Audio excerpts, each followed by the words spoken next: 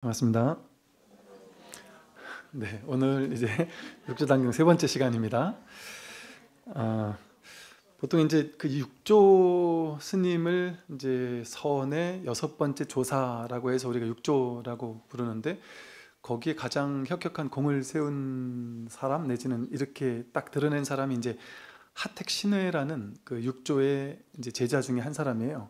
근데 이제 하택신회가 나중에 중국 당나라 현종 때 현종이 멀리 어디 도망쳤다가 그 다시 들어와서 보니까 막 너무 폐허가 되어 있어서 이런저런 다양한 이제 왕궁도 새로 설립하고 그러면서 사람들도 결집하고 그러면서 이제 그 계단 이제 보살계 같은 이제 계단을 열었는데, 이게 선에서는 이 육조 스님도 이 첫 페이지 첫 장에서부터 그 이 소주의 대범사, 이 조계 지역에 있는 그 대범사에서 그 계단을 열면서 법문을 하는 장면이거든요. 계단이라는 것은 사람들에게 계율을 주는 거예요. 그래서 뭐 계율을 준다라는 것은 이제 불자가 제대로 이제부터는 공부할 수 있는 이제 제자가 되었다, 이제 이런 어떤 계율을 주는 건데, 이 선에서는 계율을 우리는 5개나 10개, 스님들은 뭐 250까지 계율, 비구니 스님들은 350까지 계율, 이렇게 전통적인 계율을 받잖아요. 근데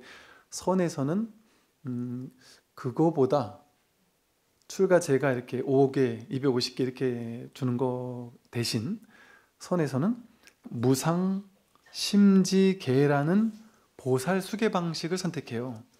그러니까 일체 중생은 여기 이제 무상 심지계라는 게 심지, 마음 바탕, 마음 땅. 우리는 누구나 이 불성이라는 그 자기 본래 면목이라고 하는 이 마음 바탕을 가지고 있는데, 이 마음 바탕은 상이 없는 거다. 스님이든 제가자든 할 것 없이 누구나 이 상이 없으나, 모양은 없으나 누구나 본래 구족되고 본래 쓰고 있는 자기 본 마음이 있다. 그게 이 심지, 마음 땅이라고 해서요, 땅 위에서 나무, 풀, 사람들 뭐 모든 존재가 땅 위에서 이렇게 생겨났다가 또 겨울이 되면 사라지고 또 그 땅 위에서 또 생겨나고, 인류 역사 전체가 그 땅 위에서 이렇게 드러났다가 그리로 돌아가잖아요. 모든 것의 바탕이 되는 걸 땅이라고 하잖아요. 그런 것처럼 우리 불교에서는 마음 땅이라고 해요. 우리 자기의 본성, 자기의 본래 면목을 심지, 마음 땅이라고 해요. 그래서 이것을 드러내주는, 마음 땅을 드러내주는 직지 법문을 이제 심지 법문 이렇게 부르기도 하거든요. 근데 여기서도 이 선불교에서 불자들에게 수계하는 방식이 무상 심지계를 준다. 이게 이제 하나의 보살계인데, 보살계는 이제 일체 스님이든 제가자든 누구나 보살이라는 거예요. 보리, 살타. 살타는 중생을 얘기하고 보리는 깨달음을 말하는데, 지금 우리 모두가 지금 여기서 여지없이 깨달음이라는 거죠. 그러나 이 보리가 먼저인데, 첫 번째 자리에 보리가 먼저 있는데, 누구나 깨달음이 먼저 있는데 우리는 보리에 집중하지 못했고 살타, 중생적 측면, 분별심에만 우리는 집중하면서 그동안 살았던 겁니다. 그러나 그러더라도 우리의 본바탕, 심지, 마음 땅은 무상 심지란 말이에요. 모양이 없는 마음 바탕을 늘 쓰고 늘 자지하게 활용하면서 살고 있다. 그러니 스님이든 제가자든 차별 없이 누구나 보살이란 말이에요. 그래서 무상심지계를 주는 거예요. 그러니까 이게 이제 이 기존계랑 다른 거죠. 차별이 없는 거죠. 여기서는 이 선에서 주는 이 보살계는 누구나 보살이면서 동시에 살타다. 그래서 이 마음 바탕을 깨달아라 하는 계율을 주는 거예요. 그 계율이 바로 이 보살계인데, 이 보살계 수계를 이제 육조 스님부터 여기 앞에 나오거든요. 대범사에서 이제 이 계단을 열어서 이 보살계를 주는 장면이 나와요. 이제 그걸 보고 이제 육조 스님의 제자인 하택신에도 이제 그 이 당현종의 지지를 받아가지고 수없이 많은 사람들을 모아서 보살계를 주거든요. 그러면서 법회를 여는데 그때 한 25만 명이 모였다 그래요. 지금 뭐 진짜인지 모르겠지만 그때 마이크 시스템도 없었을 텐데 그 25만 명이 법문을 어떻게 들었나 모르겠지만 그렇게 아마 계속 법회를 이어서 했겠죠 아마. 그러니까 많은 사람들이 왔다 갔다 하면서 했을 거예요. 그때 왕의 후원을 받아서 그렇게 많은 사람들을 모아놓고 법회를 열고 계단을 열었잖아요. 그때 이 하택신해라는 스님이, 육조 스님의 제자가, 육조 스님이 그때까지만 해도 약간 마이너였고요. 불교계 안에서도 조금 마이너였고 주류가 아니었던 거예요.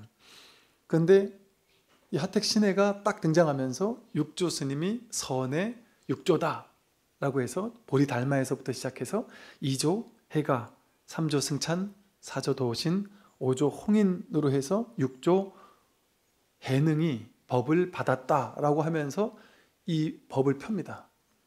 그러면서 이제 본인을 또 7조라고 이렇게 하기도 하죠. 그러면서 이걸 전의설이라고 해가지고 의발을 전하는 걸 통해서 이제 조사를 물려줬다. 요즘에는 우리나라는 한 종단에 종정 스님이 계시는 것처럼 그 당시 이제 선불교에서 가장 높은 분이 이제 조사였던 거예요. 그래서 의발을 전하는 걸 통해서 초조가 보리달마가 2조 해가에게 의발을 전해서 법을 전했고 6조까지 그 법이 전해져 내려왔고 그 6조의 법이야말로 몰로 깨닫는, 일체중생을 몰로 깨닫게 하는 그런 진정한 법이다 라는 것을 적극적으로 선양을 하게 됩니다. 그러면서 이 6조 해능이라는 분이 약간 마이너했던 분이 아주 전면적으로 이렇게 드러나게 되는 계기가 되기도 했고, 물론 그렇게만 한다고 해서 갑자기 6조가 이렇게 튀어나오긴 어려웠을 거예요. 그런데 이 하택신해를 비롯해서 오히려 하택신해는 그런 큰 역할을 했지만 오히려 육조 스님 제자들 중에는 하택신해가 그렇게 그 주류는 또 아니었어요. 그 정도로 육조 스님의 제자들 가운데 상당히 그 걸출했던 그런 이제 제자들이 많았고, 또 그 밑에 손자, 그 밑으로 내려가면서 계속된 어떤 그 법맥이 우리가 오가 칠종이라고 해가지고 선에서 육조 스님으로부터 분가되어서 5개의 가풍, 또 좀 더 쪼개면 7개, 오가 7종이 나뉘거든요. 그래서 그 뿌리가 바로 이제 육조 스님이죠. 그래서 그것을 선양하는 걸 통해 육조가 이제 전면적으로 이렇게 드러나게 되는 일이 있었습니다. 그러면서 이제 선의 육조, 6번째 조사가 되고, 이 책에 나오지만 육조 스님이 5조 홍인이 6조 해능에게 법을 줄 때가 파격인 거예요. 여기 이제 첫 그 장면부터가 나와요. 정식 스님도 아니고, 또 그 당시 뭐 아주 오랑캐라고 불릴 정도로 아주 그 못 사는 지역에서 온 사람이었고, 정식 스님이 아닌 행자에게, 요즘 말로 하면 행자 스님이 들어왔는데 행자가 들어왔어요. 정식 스님이 아닌 거예요. 예비 스님으로 행자가 들어왔는데 그 행자가 법이 있다고 해서 행자를 종정으로 올린 그런 개념인 거예요. 종정 스님으로 모신 그런 것이죠. 그래서 그 5조 스님이 그 밑에 신수 스님이라고 하는 아주 걸출했던 그 자신의 대를 이을 만한 큰 스님, 어른 스님이 있었단 말이에요. 본인 문화에. 그럼에도 불구하고 신수가 아닌 5조에게 법을 줬단 말이죠. 행자에게. 그때 나이가 6조가 5조 스님을 만나러 갔을 때가 뭐 22살이라는 설도 있고 뭐 35이라는 설도 있는데, 나중에 보임 이후에 한 15년 보임을 하다가 나중에 나와서 이렇게 오늘 이 첫 법문이 시작되는 요때쯤의 나이가 한 해능 스님이 40쯤 되셨다래거든요. 한 40세쯤 되셨다래니까 아마도 22세가 맞을 것 같아요. 그래서 그 젊을 때, 그때 이제 5조 스님을 찾아간 거예요. 그러니까 그 젊은 청년에게 정정을 준 거예요. 이거는 정말 아주 파격 중에도 엄청난 파격이죠. 그러다 보니까 나머지 다른 사람들이 인정을 안 할 수 있잖아요. 아무리 5조가 했다고 해도 인정을 안 하고 막 이럴 수가 있으니까, 야, 이러다가 얘가 어느 쥐도새도 모르게 사라질 수도 있지 않겠나. 그래서 피신을 시킵니다. 어디 멀리 도망가게 해요. 5조 스님이 직접. 그래서 이제 도망갔다가 한 15년을 어디서 이렇게 산속에서 보임을 하고 있다가 한 15년 만에 넘어가지고 공부가 어느 정도 익어갔을 때 이제 딱 전면으로 등장을 하는 거예요. 그래서 등장하는 해서 이제 법회를 처음에 하다가 이제 여기 이제 자사라고 하는, 그 당시 요즘 말로 하면 뭐 도지사쯤 될 거예요. 그런 분이 정식으로 요청을 드려가지고 계단을 좀 설립해서 우리에게 법문을 좀 해주십시오라고 이렇게 요청을 하는 장면이 나와요. 그래서 이렇게 육조 스님이 행자인 어떤 신분에서 종종 조사가 된다라는 게 아주 놀라운 일이고, 그것 때문에 이제 이 스님은 15년 동안 도망 다니면서 이 스님을 막 잡으러 온 쉽게 말해 나쁜 사람들이 좀 많이 있었다 그래요. 그래서 막 도망 다니고 육조 스님을 잡으려고 막 산에 불까지 다 질러버리는 사람들도 있었다래고, 그렇게 막 도망 다니고 이런 모습을 보면서 스스로도 이 조사라는 것이 처음에는 필요했는데 우리 법에 대한 신심을 불러일으키기 위해서 어느 정도는 필요했기 때문에 그동안 5조, 6조까지 내려왔는데, 이제부터는 6조라는 조사 제도를 없애야 되겠다, 그렇게 생각을 한 거예요. 그래서 6조 해능 이후부터는 이제 조사가 딱 없어져요. 그러면서 오히려 더 많은 6조의 제자들을 통해서 무수히 많은 곳으로 이제 법이 전래되기 시작합니다. 그래서 6조까지만 있는 거죠, 조사는. 그래서 6조 때까지의 어떤 조사가 6대로 내려왔던, 그걸 이제 조사선 이렇게 보통은 부르고, 그 직계 제자들까지를 또 조사선으로 부르기도 하고요. 이것에 대한 어떤 이 6조가 내려오면서의 선의 어떤 정통성, 이것을 조금 더 선양하고자 하택 신해를 비롯한 많은 후대의 제자들 스님들이 이제 우리가 33조사라고 아마 들어보셨을 거예요. 그래서 인도의 부처님으로부터 28분의 조사가 있었고, 그 마지막 조사가 중국으로 와서 중국의 선의 초조가 됐다. 그래가지고 33번째 석가모니 부처님으로부터 33번째 조사가 이제 6조 해능이다. 그래가지고 이 선불교의 맥이 석가모니 부처님으로부터 면면이 이어져 내려왔다라는, 어찌 보면 좀 정통성을 이렇게 어찌 보면 학문적으로 본다면 좀 만들어내기 위해서 이렇게 좀 그 33조사 설을 만들어냈어요. 그리고 그것이 이제 그 후대 스님들로부터 법맥이, 6조 스님부터 해서 법맥이 계속해서 이어져 내려왔겠죠. 이어져 내려오면서 지금까지 내려왔어요. 저도 이제 처음 이제 출가했을 때, 저 연사 스님 모시고 있을 때 연사 스님께서 항상 하시는 말씀이 석가열의 부촉법 제 70세 불심 도문이라면서 당신을 이렇게 항상 이렇게 얘기를 하시고, 뭐 또 석가열의 계대법 77세 뭐 약간 다른가 봐요. 그래서 70번째 조사로 이렇게 내려온 그 법의 맥을 내가 받았다, 이제 이렇게 얘기를 하셔가지고, 이제 우리 상자 스님들 모여 앉아서, 야, 우린 그러면 누가 71세가 되겠느냐 이러면서 야, 내가 71세가 되겠다. 어떤 우리 행자님 한 분 들어오셨는데, 그 행자님이 아주 배포가 있는 행자님이 계셨어요. 들어오자마자 저는 71세가 되려고 들어왔다고 하면서 우리한테 우스개로 그런 얘기를 한 적이 있었고, 또 제가 대만의 그 큰 절, 거기 어디죠? 예? 불광산사. 거기 갔더니 그 불광산사 그 조실 스님, 그 큰 스님도 보니까 석가열에 이렇게 부촉법 해가지고 몇 대가 그런 걸 적어놨더라고요. 거기도 보니까 70 몇 대쯤 되시는 것 같더라고요. 그러니까 그런 식으로 이렇게 법의 계보를 이렇게 선에서는 중요시 하는 이유가 뭐겠어요? 중요한 점이 뭐냐면, 이 조사의 계보가 중요한 이유는 법을 어떻게 깨닫느냐가 여기에 담겨 있어요. 요즘 같으면 독각이라고 해서 혼자 그냥 깨닫는, 혼자 어찌어찌 하다 보니까 깨닫게 되는 사람도 간혹 있고, 불교 경전에도 독각이라는 존재를 이야기하니까 혼자도 깨닫는 게 영 없는 일은 아니지만, 일반적인 방식, 그리고 너무 쉬운 방식의 깨닫는 방법이 있단 말이에요. 그건 뭐냐면, 석가모니 부처님께서도 이 말씀을 하셨는데, 아난존자가 부처님께 좋은 도반과 좋은 스승을 만나는 것은 깨달음의 반을 성취하는 것과 같겠습니다 라고 말했더니, 석가모니 부처님께서 아니다, 그런 말 하지 마라. 좋은 스승을 만나고 좋은 도반을 만나는 것은 깨달음의 전부다 이랬어요. 전부다, 반 아니다, 전부다. 그런데 정말 이 말이 맞는 말이에요. 보세요. 우리가 알고 있는 불교 역사 속에서 얼마나 많은 스님들께서 평생 목숨을 바쳐서 평생토록 젊은 날 출가해서 50년, 60년, 70년 넘도록 선방에 앉아서 참선을 하고, 역사 속에서 무수히 많은 스님들이 참선을 하고 절에서 도를 닦고 공부를 했단 말이에요. 수없이 많은 안거를 나면서 공부를 해도 못 깨닫는 경우도 많았죠. 역사 속에 보면, 그죠? 못 깨닫는 경우도 상당히 많았습니다. 중국 선불교만 해도 나중에 당송대 이후가 되면 선빵들은 많았어요. 거기 안에서 참선하는 스님들은 워낙 많았단 말이죠. 근데 제대로 마음을 깨달은 스님들이 그닥 많진 않았단 말이죠. 오히려 수행은 더 열심히 했단 말이에요. 더 오래 앉아가지고 막 치열하게 그야말로 목숨 바쳐서 앉아가지고 참선을 했단 말이에요. 그런데도 깨닫는 사람이 그렇게 많지는 않았다라는 아이러니.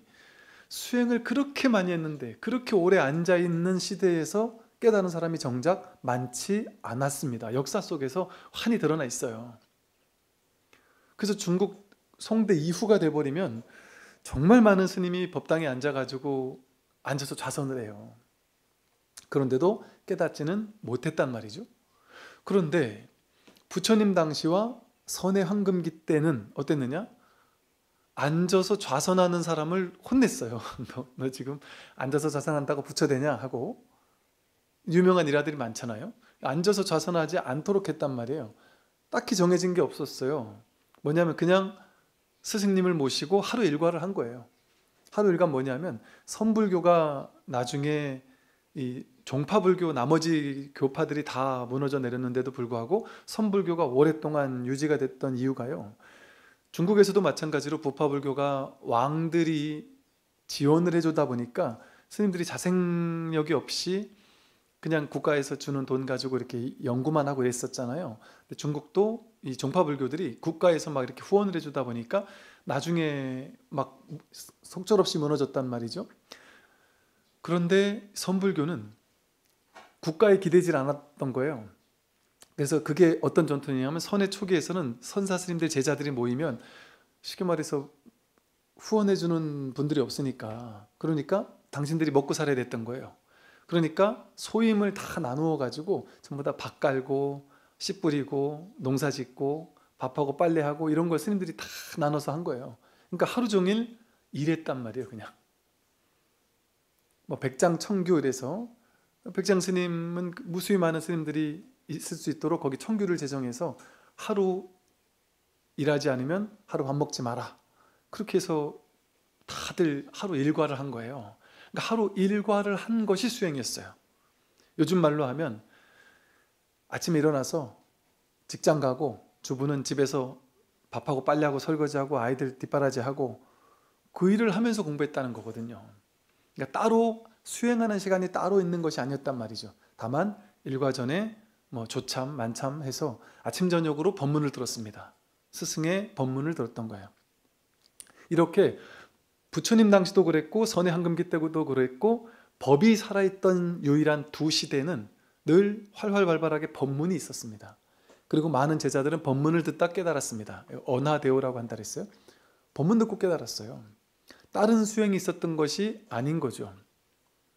그래서 그 이후로 내려오면서 법문 듣고 깨닫던 시대에는 무수히 많은 사람들이 깨어났습니다. 그리고 그 이렇게 남긴 어록도 상당히 많죠. 그런데 이 선의 황금기가 지나고 나면 깨달음의 안목을 갖춘 사람들이 많지가 않아진 거죠. 그러니까 오히려 깨달음은 좀 쇠퇴되는 시대였어요. 근데 아이러니한 것이 오히려 이 깨달음의 시대는 수행이 없었고 깨달음이 없던 시대에 더 많아진 것이 수행이었습니다. 수행, 유의조작의 수행. 제가 말하는 것은 모든 수행이 잘못됐다는 게 아니라 수행을 유의조작으로 하는 수행들이 오히려 더 많아질 수밖에 없었다. 왜 그럴까요? 깨달음의 안목이 없다는 건 무엇을 의미하느냐 하면 반야지혜, 무분별지가 없다는 거잖아요. 분별이 아닌 지혜가 없는 거예요. 즉 분별지밖에 모르는 사람들이라는 거예요. 깨닫기 전에는. 아무리 스님이라 할지라도 깨닫기 전에는 분별지밖에 모르는 거예요. 분별지는 뭐냐면 둘로 나누어서 이것과 저것, 여기와 저기를 둘로 나누어서 이해하는 거예요. 그게 분별지잖아요. 그러니까 이 분별지에서는 이해가 제일 중요한 거예요. 이해가 되냐 안 되냐가 중요해요. 그러니까 분별지에서 분별하는 사람들이 이해하는 깨달음은 어떤 거일 수밖에 없냐 하면 열심히 갈고 닦으면 그 결과 부처가 된다. 이게 원인을 제공하면 그에 따라 결과가 된다는 거잖아요. 인과. 원인이라는 걸 갈고 닦아야 그 결과 깨달음을 얻는다. 이게 상식적이잖아요. 우리 분별심에서는. 이게 분별심에서는 지극히 상식적인 거예요. 그러니까 분별하는 사람들은 당연히 열심히 기도하고 수행하고 노력하고 갈고 닦아서 이걸 쌓고 쌓으면 그 결과 나중에 인과응보로 그 결과 깨달음을 얻겠지. 이게 진짜인 줄 알 수밖에 없는 거예요. 이걸 벗어날 수가 없어요. 무분별지가 없으면. 그리고 이게 당연하다고 느끼죠.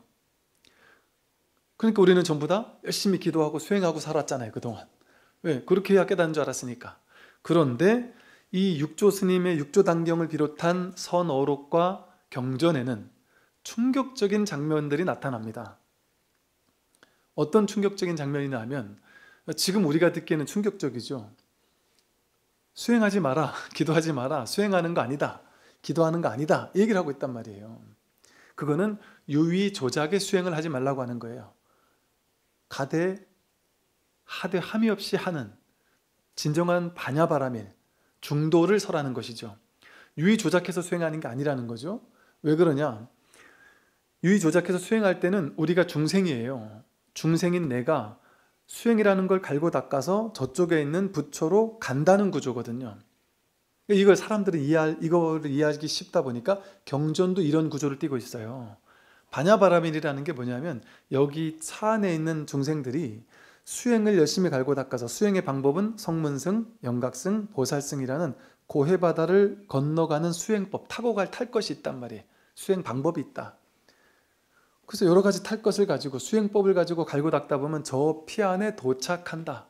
저 피 안에 도착하는 걸 이름해서 반야바라밀이라고 하거든요. 반야 경전에서도 이렇게 설명을 하잖아요.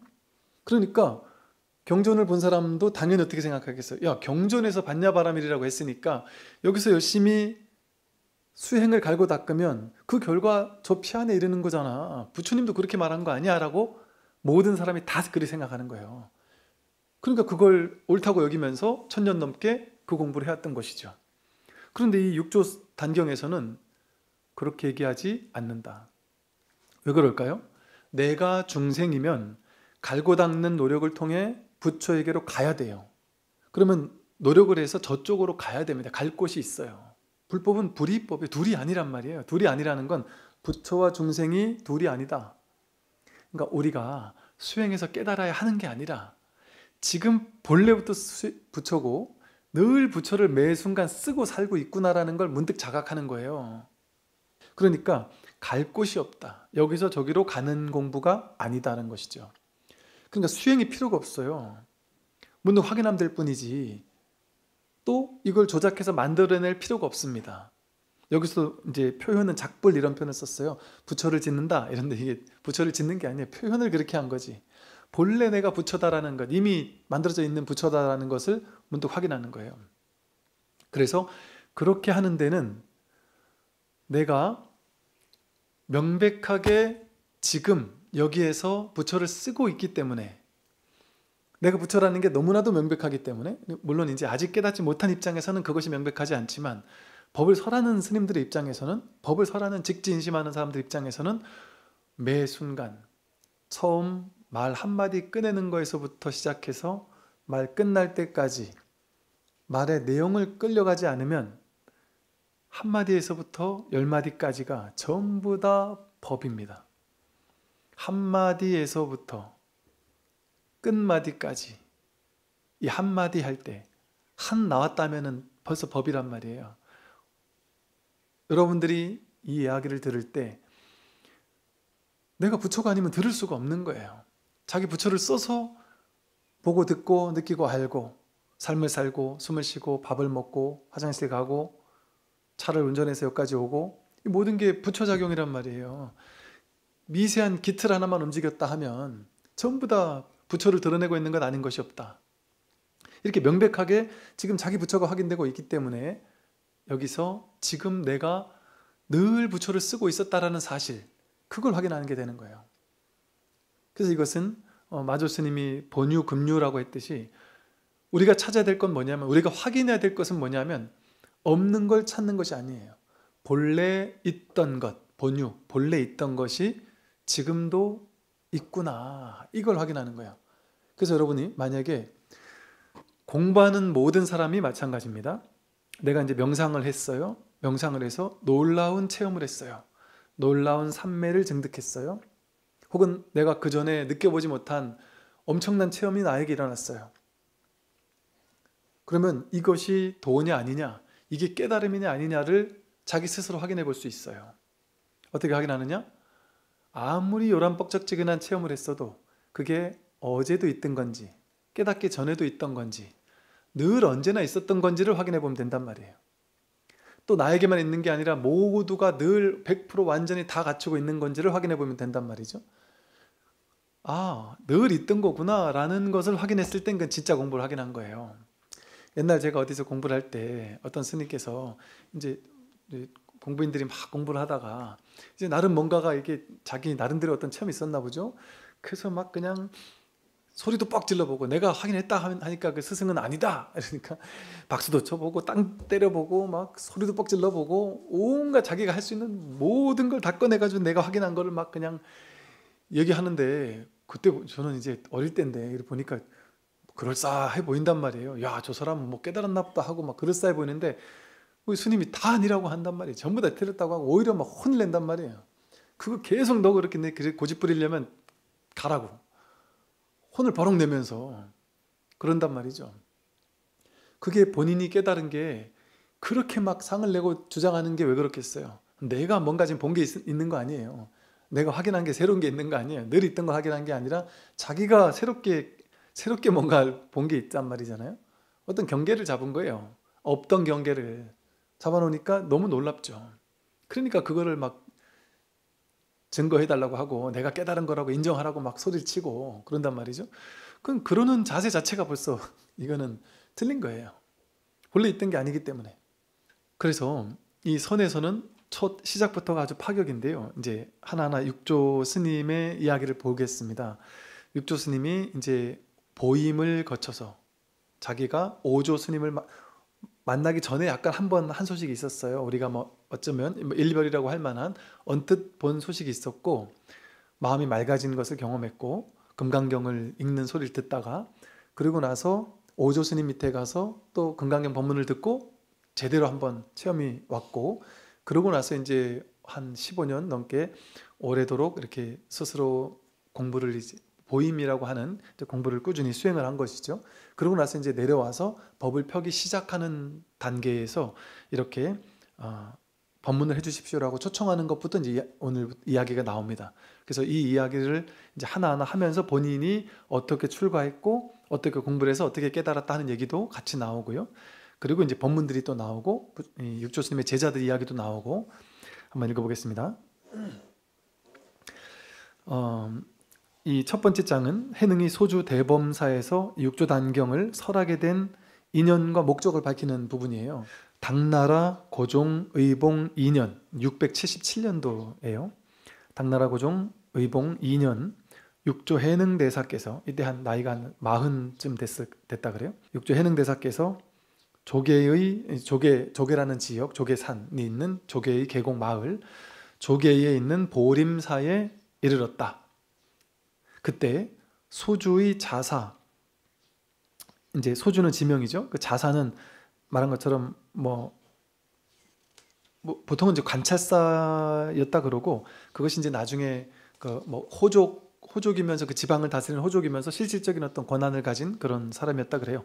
그래서 이 자사 위거라는 자사가 관료들과 함께 공무원들을 다 이끌고 함께 산으로 올라와서 이 육조 스님이 계시는 곳으로 올라와서 육조 해능대사에게 대범사라는 이제 큰 법당이 있나 보죠. 대범사라는 큰 어떤 강당으로 모실 테니까 그곳에서 대중을 위해서 워낙 많은 사람들이 모이니까 그 큰 강당에 모시고자 하오니 그 대중을 위해서 마하반야 바라밀의 법문을 설해 줄 것을 청하였다.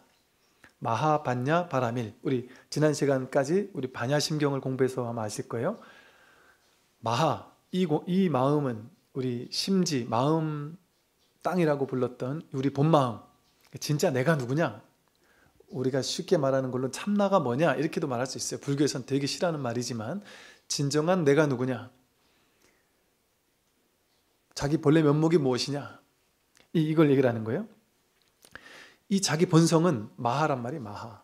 너무 커서 우리가 크다 이런 거 큰 대자, 뭐 클 태자 이런 거는 작은 거에 비교해서 큰 거를 얘기한단 말이에요.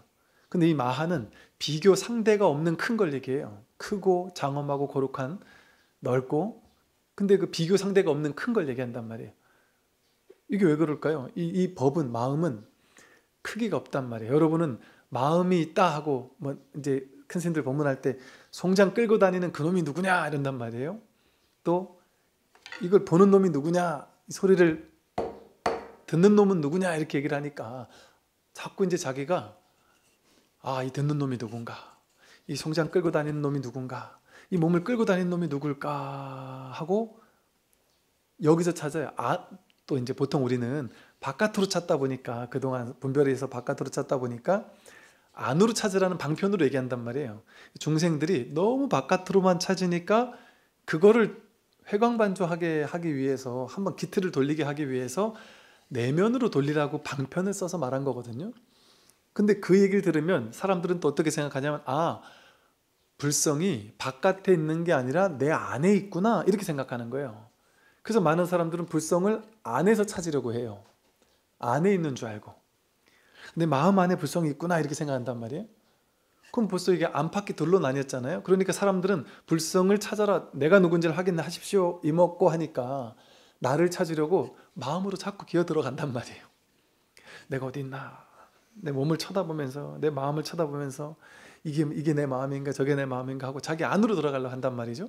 그런데 자꾸 이 경전이라는 건, 어록이라는 것은 전부 다 계속해서 자기 마음을 찾는 이 한 문제예요. 한 문제 푸는데 어떻게 풀면 되는지를 알려주고 있어요. 그거 아니다 그거 아니다 하고. 내가 안으로 들어가서 찾으려고 하는 사람에게는 뭐라 하겠어요? 안팎이 둘이 아니다.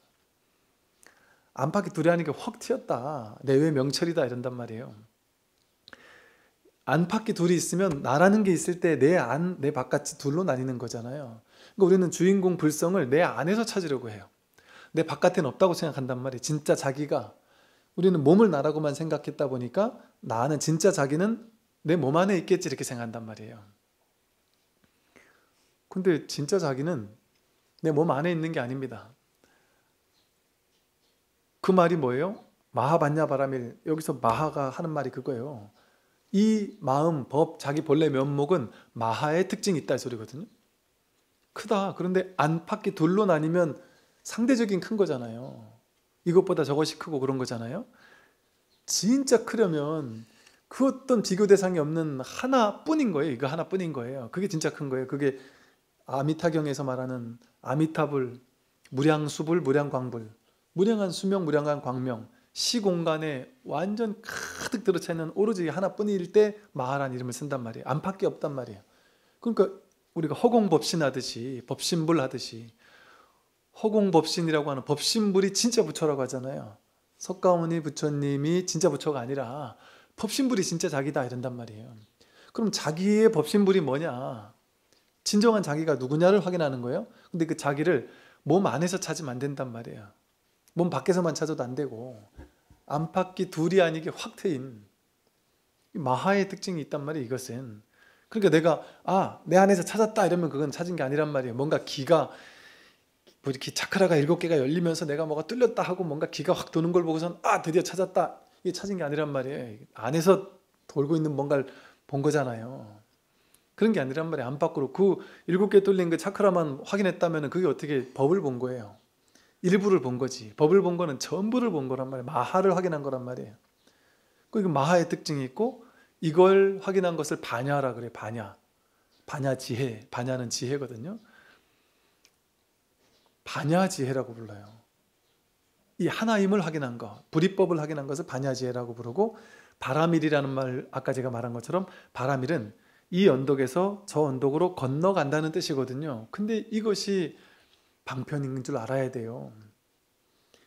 그러니까 불교 경전은 경전을 있는 그대로 믿으면 안 된다고 얘기하잖아요. 경전은 다 쓰레기 같아서 버릴 거다.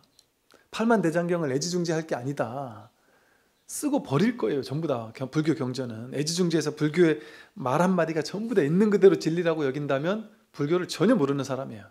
이게 이제 서양 종교에서는 문자주의라고 해서 성경이 문자 그대로 한 구절도 오류가 없다, 이렇게 여기면서 연구하는 학자들도 있거든요. 근데 이 법은 문자주의와는 정반대인 거예요. 문자주의일 수가 없는 거예요. 문자를 쓰고 버릴 목적으로 문자를 쓰는 거예요. 방편은 쓰고 버려야 된다. 내가 얽매여 있는 집착을 깨뜨려주기 위한 하나의 방편일 뿐이에요. 그래서 문자에 머물러서는 안 되는 것이죠. 그래서 반야바람일 할 때 저 언덕에 이른다. 그건 사람들이 법화경에서 말하듯이 네가 부처다 하면 집 나간 아들이 40년 동안 떠돌다가 거지로 떠돌다가 아빠를 만났는데 아빠가 너 내 아들이야 이러니까 겁나서 도망치잖아요. 그러니까 알았어 너 내 아들 아니야. 너는 못난 놈이야. 넌 바보 같은 놈이야. 너는 능력도 없는 애니까 내가 그냥 돈 조금 주고 똥치는 일, 제일 힘든 일. 너는 능력 없는 애니까 똥치는 일 시켜줄게. 그 대신 월급 줄게. 그러니까 넌 내 아들이야. 이거 다 너 집이고 이거 다 네 거야. 이러니까 도망친단 말이에요. 그 아들이. 그런데 이 아들 다시 불러가지고 야, 너 제일 힘든 일 똥치는 일 시켜줄게. 그 대신 월급 줄게. 이러니까 막 신이 나가지고 막 기뻐서 돌아온단 말이에요. 우리가 그러고 있다는 거예요. 우리는 이 중생의 특징은 이 아들과 같아서 여러분이 지금 여기서 여지없이 부처입니다. 그런 말을 하면 도망치거나 좀 미친놈이다 하거나 말도 안 되는 소리다 하거나 안 믿는단 말이에요. 그래서 우리는 그 아들처럼 뭔 말을 좋아하냐면 여러분 아직 못 깨달았어요. 못 깨달은 중생이고 아직 부처 되려 막 멀었다. 막 멀었다. 그러니까 그냥 똥 치우는 일을 해라. 열심히 기도하고 연불하고 독경하고 열심히 그냥 복 짓고 뭐 이런 일을 하라고 시키는 거예요. 그래가지고 이제 근기가 성장한단 말이에요. 분별의 똥을 20년을 치운다 그래요. 그게 분별심의 똥을 치우는 시간이란 말이에요. 그래서 그렇게 해서 알았어 그럼 너희들 이해 못하니까 내가 이해되게 설명해 줄게 하면서 너는 중생이지 저쪽에 부처의 세계가 있어. 그러니까 열심히 갈고 닦아서 수행하면 저 부처의 세계로 갈 수 있어. 피 안에 도착할 수 있어. 그걸 바라밀이라고 불러. 이렇게 설명을 해주면 우리가 그럼 나 할만 하겠다. 지금은 아닌데 열심히 수행하면 갈 수 있다. 이러면은 대번에 이해가 가잖아요. 그게 중생이라는 거죠. 그러니까 중생에게는 최상승 법문을 할 수가 없는 거예요. 그러니까 어쩔 수 없이 반야경에서조차 바라밀 이렇게 얘기를 한 거예요. 배 타고 고해바다를 건너가. 열심히 건너가. 이렇게 얘기한단 말이에요. 그렇게 대승경전을 펴니까 선불교에서 뭐라고 부르냐 하면 이 법은 금강경도 그러고 선에서도 그러고 이 법은 대승의 법이고 최상승의 법이다 이런 얘기를 한단 말이에요. 혼자 가는 공부가 아니다. 모두가 함께 가는 공부고 대승의 공부고 또 최상승의 공부다. 이거는 그런 방편 쪼가리 안 쓴다. 여기서 열심히 갈고 닦아서 나중에 부처가 된다. 이런 방편 안 쓴다. 그래서 최상승법이라고 하는 거예요. 이 선을. 선만이 최고다 이런 얘기를 하려고 하는 게 아니라 방편 쓰지 않고 곧장 설한다. 너가 내 아들이니까 아들이라고 곧장 설한단 말이에요.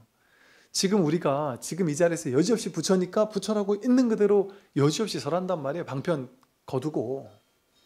그 대신 이 선을 설하려면 듣는 사람이 선을 받아들일 준비가 되어 있어야 되겠죠. 그동안의 시대가 선을 받아들일 준비가 안 된 사람이 너무 많았던 거예요. 그러니까 선사 스님들은 선을 받아들일 준비가 된 제자들에게 한해서만 이 공부를 가르쳤던 겁니다. 이게 여러분 시절 인연이라는 말이 있죠. 모든 건 똑같아요. 세간이나 출세간이나 시절 인연이 무르익어야지만 그 시절 인연이 우리 앞에 등장을 합니다. 지금까지는 이 어떤 진짜의 법이 대중화되지 않았던 이유는 우리가 준비가 안 돼 있었기 때문일 거예요. 왜? 이렇게 육조단경 같은 경전이 없던 게 아니었단 말이에요. 없지 않았어요. 있었는데 이걸 보고 우리가 이해를 못했잖아요. 너무나도 쉽게 나와요. 설명이 너무 쉽게 돼 있어요. 근데 이걸 보고 충격을 받아야 되거든요. 이걸 보고 너무 충격을 받아야 되는 거예요. 기도하고 수행하고 연불하고 유의 조작하면서 공부했던 사람들이. 그런데 이걸 보고도 전혀 충격을 안 받아왔단 말이에요. 그게 우리가 준비가 안 돼 있어서 그랬던 거예요. 여러분 하다못해 뭐 이건 얘기할 건 아니다만서도 어떤 스님이 그런 걸 썼어요. 육조단경 해설하면서 어떤 어른 스님께서 그런 말을 썼어요. 이 조계종 강원에 이제 스님들 교육기관인 강원에 교과과정에 육조단경이 없어요. 아직도. 이게 육조의 법을 펴는 종단인데도 이거를 안 가르친단 말이에요. 이걸 가르쳐야 돼요. 이게 본질이기 때문에, 선의 본래이기 때문에. 여기에서는 좀 격식을 파하거든요. 완전히 다 깨뜨리거든요. 기존에 있던 격식을 확 깨뜨려 버려요. 그러니까 어찌 보면 너무 파격이라서 안 했을지도 모르는데, 이제 아마 앞으로는 이제 아마 지정이 되겠죠. 오히려. 그래서 그 정도로 우리가 이 육조단경을 어찌면 받아들이려면 준비가 되어 있어야 되는데, 지금은 그런 시기인 것 같아요. 지금은 정말 많은 사람들이 이 인터넷을 통해서든 BTN 같은 TV를 통해서든 이 선의 법문을 그대로 해도, 선어록의 가르침을 그대로 해도 이제는 이게 뭔 뜻인지를 이제 받아들일 준비가 되어 있는 사람들이 너무 많은 것이죠. 그러다 보니까 이제는 이런 지금의 시대가 보면 육조 스님이 딱 등장할 그때와 비슷한 시대예요. 육조 스님이 등장할 때도 이 뒤에 이제 저에게 나오거든요. 그 당시 모든 곳에서 연불만 했던 거예요. 연불 수행이 되게 유행했어요. 정토 신앙이 되게 유행했어요. 왜냐하면 그 당시 사람들은, 일반 민중들은 어려운 건 모르잖아요. 공부가 안 돼 있으니까 어려운 건 모르니까 연불만 하면 극락왕생한다. 이게 제일 먹혔던 거예요. 그 당시에 민중들에게는. 근데 거기서는 연불하면 극락왕생한다고 그렇게 얘기했단 말이에요. 그래서 죽어서 극락왕생하는 게 최고의 길이다 이랬단 말이에요. 근데 육조스님은 충격적인 얘기를 해요. 연불해가지고 극락 간다는 게 말이 되냐. 여기가 극락이다. 여기서 공부가 되면 곧장 여기가 서방이지, 서방 정토지, 어디 서방 딴 방위에 극락을 갈 필요가 있겠느냐. 그런 건 진짜 공부가 아니다. 그런 식으로 기존에 나오는 모든 어떤 편협된 내지는 방편에 사로잡혔던 것들을 다 깨고 있단 말이에요. 그래서 우리가 이제부터 공부를 하실 때 어떤 마음으로 하시느냐? 마음을 완전히 비울 준비가 돼 있어야 돼요. 기존에 내가 그동안 공부했던 모든 것들을 내려놓을 수 있는 마음의 준비, 자세. 내가 옳다라는 생각을 가지고 기존에 이렇게 공부했으니까 그게 맞아라는 그 형식, 틀을 내려놓고 완전 제로가 돼서 열린 마음으로 육조 스님이 왜 이런 말을 했을까? 왜 이렇게 시대가 깜짝 놀랄 만한 충격적인 말을 했을까? 오죽했으면 육조 스님을 죽이러 온 사람들이 많았단 말이에요. 너무 위험한 말을 하니까, 기존 질서를 완전 전면 깨뜨리는 말을 하니까 얼마나 충격적인 그 사건인지 모른단 말이에요. 그런데 참 우리 이 육조 스님을 선양하는 이 불교가 우리의 정통성이라는 게 얼마나 놀랍습니까? 이게 격식을 깨뜨리는 파격, 파사현정, 삿된 것을 깨뜨리면 저절로 바른 것이 드러난다라고 하는 대승의 정신이거든요. 그게 바로 선의 정신이에요. 이 선의 정신만이 지금 인류 사회가 부딪혀 있는, 더 이상 나아가지 못하고 부딪혀 있는 지점, 또 불교가, 또 영성계가 부딪혀 있는 지점이 뭔지를 명확하게 설명해주고 거기서 한 발 내디딜 수 있는, 백척간두에서 진일보할 수 있는 놀라운 지혜를 우리에게 주고 있습니다. 오늘 여기까지 하고 다음 시간에 또 이어가겠습니다. 선물하십시오.